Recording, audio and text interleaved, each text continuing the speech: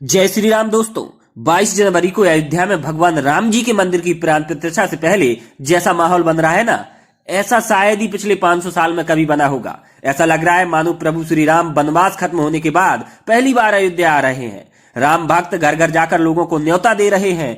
लोग बड़े गर्व के साथ न्योते में मिल रहे अक्षत के साथ सोशल मीडिया पर अपनी तस्वीर पोस्ट कर रहे हैं। लोग बिना मांगे मंदिरों में दान कर रहे हैं। यूपी में 22 जनवरी को सभी स्कूल कॉलेज की छुट्टी घोषित कर दी गई है। देश के लगभग हर मोहल्ले हर गांव में उस दिन विशेष कार्यक्रम रखे गए हैं। सुबह प्रभात फेरी निकालने से लेकर प्राण प्रतिष्ठा तक कार्यक्रम के लाइव प्रसारण को दिखाने की सारी तैयारियां कर ली गई हैं। अपने आसपास में ऐसे एक इंसान को नहीं जानता जो इस दिन को लेकर उत्सुक ना हो, या कहूं कि इमोशनल ना हो, भावुक ना हो। मगर क्या आप सोच सकते हैं, जब देश भर में 100 करोड़ से ज्यादा हिंदू इस दिन को लेकर इतने उत्सुक हैं, भावुक हैं, वहीं देश की सबसे बड़ी पार्टी के नेताओं ने मंदिर की तरफ से मिले न्योते को ही ठुकरा दिया। सोनिया गांधी और मल्लिकार्जुन खड़गे अयोध्या नहीं जाएंगे। कांग्रेस पार्टी ने राम मंदिर का न्योता ठुकरा दिया है। ये मतलब आम आदमी जो बेचारा मोहल्ले के पुजारी से लेकर मोहल्ले के वॉलंटियर से न्योते के अक्षत को लेकर इतना गदगद है कि मानो स्वयं अयोध्या से उसे न्योता आ गया हो।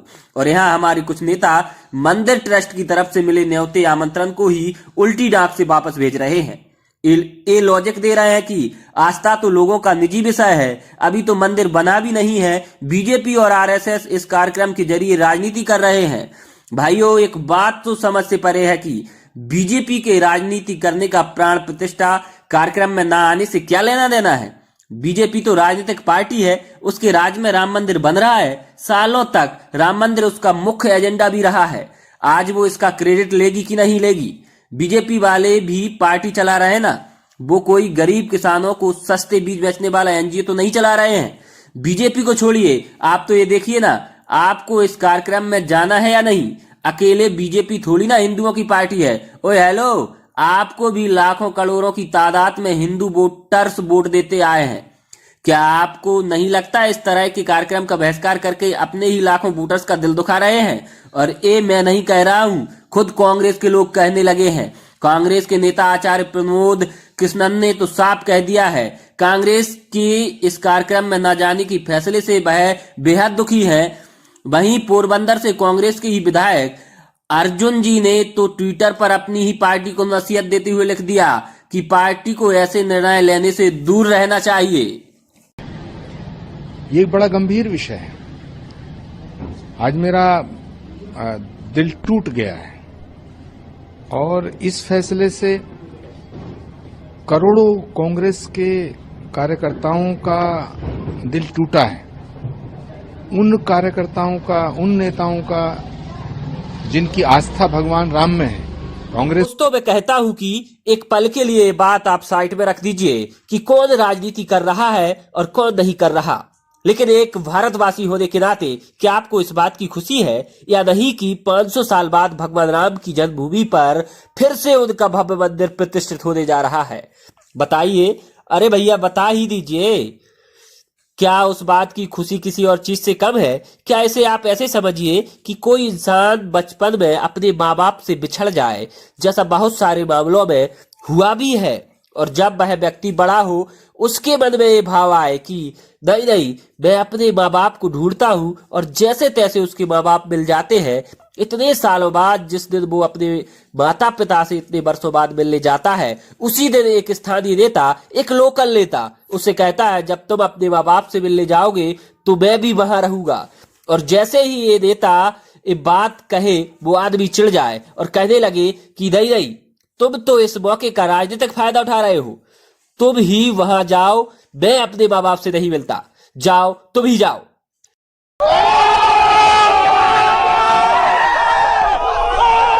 अरे भाई साहब, हंसिए मत। अब आप ही बताओ, ऐसी सूरत में किसी के राजनीतिक फायदे के डर से क्या आप अपने माँ बाप से मिलने नहीं जाओगे? क्या आपके लिए किसी का राजनीतिक फायदा उठा लेना अपने माँ बाप से मिलने से ज्यादा बड़ा है क्या?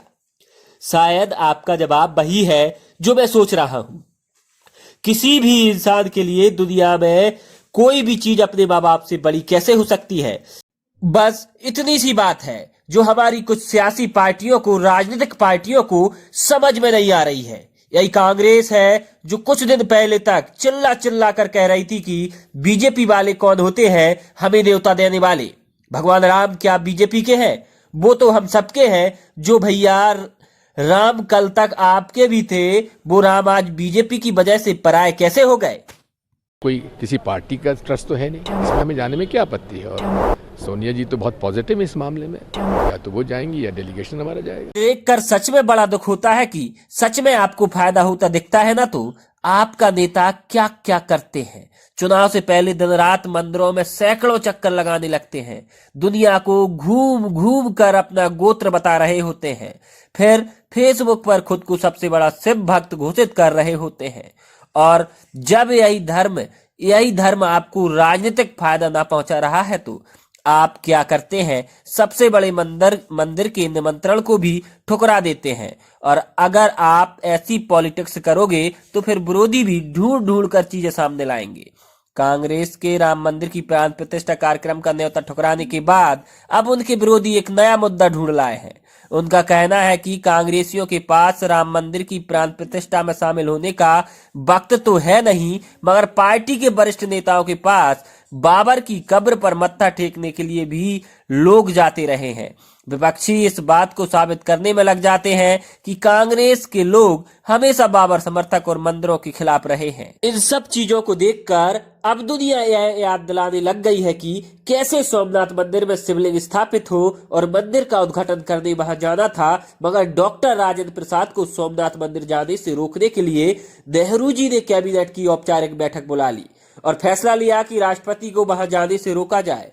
और उन्हें यह तक बताया गया कि संविधान राष्ट्रपति को इस बात के लिए मजबूर करता है कि वह कैबिनेट सलाह की कदर करे।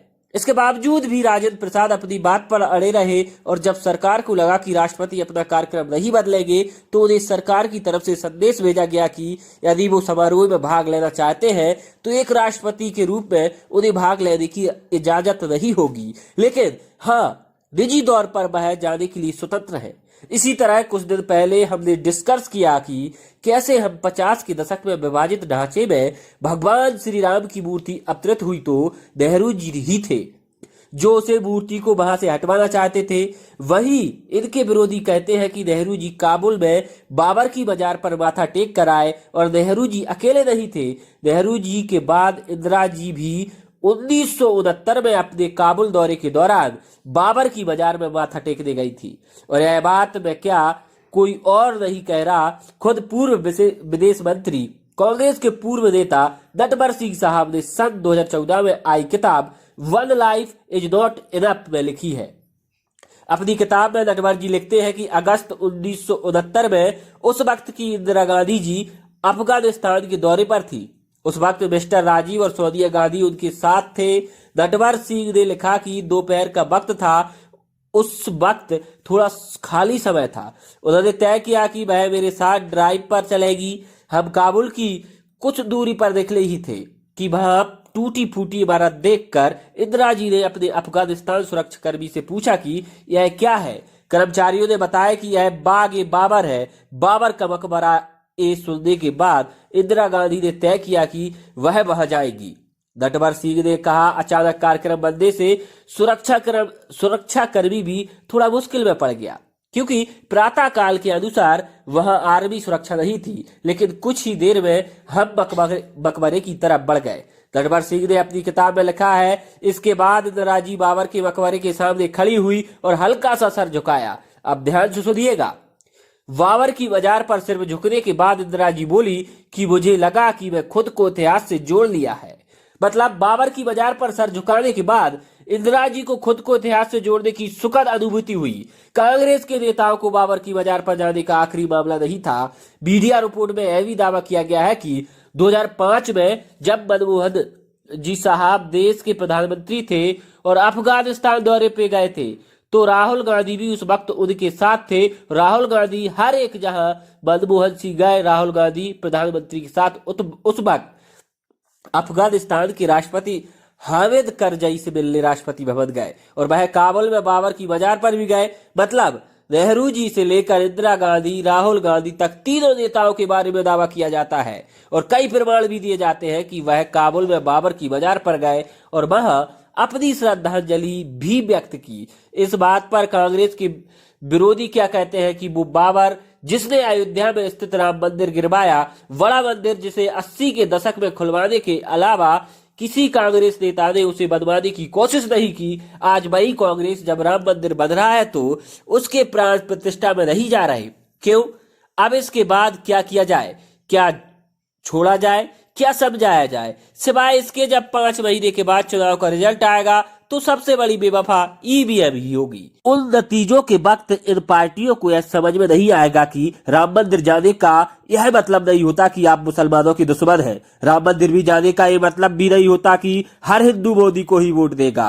मगर राम मंदिर की प्राण प्रतिष्ठा में न जाने का ये मतलब जरूर है कि आपके लिए आपका पॉलिटिकल फायदा 100 करोड़ हिंदुओं की आस्था से भी ज्यादा बड़ा है। मंदिर न जाने पर जो कुछ लोग कह रहे हैं कि आस्था तो निजी विषय है, यह एक पर्सनल मामला है, फिर दिखावा क्यों? इन्हीं पार्टियों की दर्जनों नेता इफ्तार पार्टियां देते थे जब आपको मजहब निजी विषय नहीं लगता था क्या? सुनिए, जब आपके ही एक नेता ने, जब वो देश के प्रधानमंत्री थे, उन्होंने सीना ठोक कर ये नहीं कहा था कि देश के संसाधनों पर पहला हक अल्पसंख्यकों का है, तब आपको नहीं लगा कि धर्म निजी विषय होता है? आज जब 500 सालों के इंतजार के बाद मंदिर की लड़ाई में हजारों लोगों की शहादत के बाद भव्य राम मंदिर का उद्घाटन होने जा रहा है तो अचानक आपको धर्म निजी विषय लगने लगा। क्या बात है?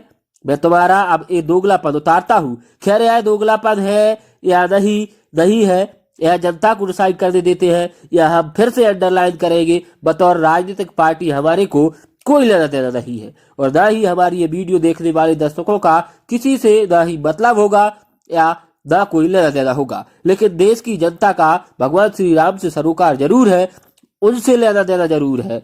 और मंदिर की प्राण प्रतिष्ठा में न जाकर आपने उन करोड़ों लोगों की भावनाओं का सरासर अपमान किया है।